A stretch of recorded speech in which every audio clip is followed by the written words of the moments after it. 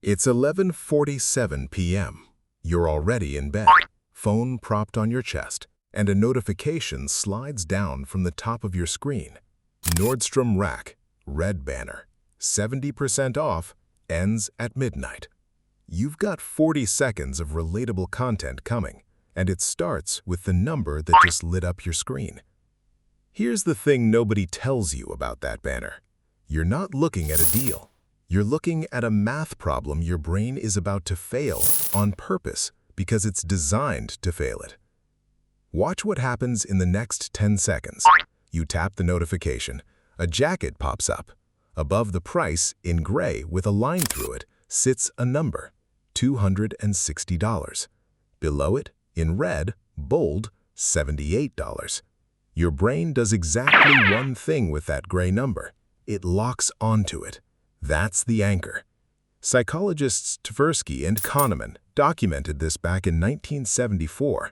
Once your brain sees a number first, every number after it gets judged against that first one, not against reality. It doesn't matter if $260 was ever a real price for that jacket. It doesn't matter if you'd never in your life pay $260 for a jacket from a mall outlet brand. The gray number did its job the second your eyes landed on it. You're not asking, is $78 a fair price for this jacket? You're asking, is $78 less than $260? And the answer to that second question is always yes. That's the whole trick. That's reason one, and it's the obvious one. You've probably heard some version of anchoring before. Stick with me, because it gets worse. Because here's what almost nobody's telling you. That gray $260 might not be a real number at all. Not inflated, not aspirational, fake, made up, never charged to a single customer, ever. And I'm not speculating. There's a paper trail. Boohoo, the online fashion retailer, paid out $197 million in 2023 to settle a class action over exactly this, inflating the original price before slapping a discount on top so shoppers thought they were getting a steal that never existed. Kohl's got hit with the same accusation back in 2013, a case called Inohos versus Kohl's, where a shopper argued the regular price on the tag was never the regular price at all.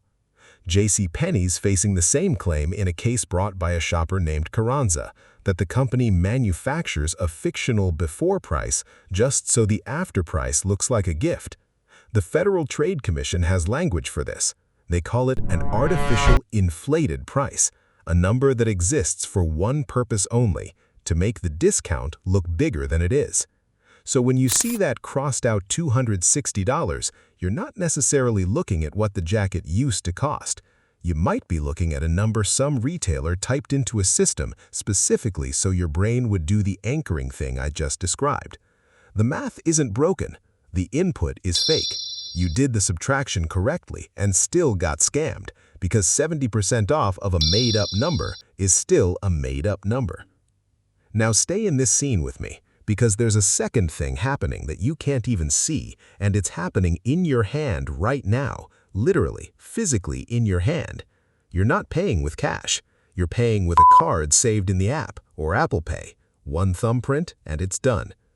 And there's a study, Prelick and Lowenstein, 1998, out of MIT and Carnegie Mellon, where they had 60 people bid on real stuff, concert tickets, electronics, the kind of stuff you'd actually want. Half the group bid using cash, half bid using credit cards. Same items, same room. The credit card group bid almost double what the cash group bid. Not 10% more, not 20, nearly double. Because handing over actual cash triggers something in your brain that a card tap just doesn't. Researchers call it the pain of paying, and it's not a metaphor. It shows up in behavior, in how much people are willing to spend on the exact same object. When you tap your phone to buy that jacket, there's no physical loss registering, no 20s leaving your wallet, no moment where you feel lighter. The $78 just happens, off-screen, later, on a statement you won't look at for 3 weeks. That's reason two, and it's already working on you right now at 11:47, in bed, thumb hovering. Here's the part that's going to sting a little because it's the one that's actually about you specifically, and not just consumers in general. There's research, Bahachi and Block 2011, showing that people feel more pain when they spend money that was hard to earn. If your job is physically demanding, if you're clocking a long shift, if the money in your account represents real hours of real effort, spending it hurts more. Which sounds like it should protect you, right? Like you'd be more careful. But flip it around.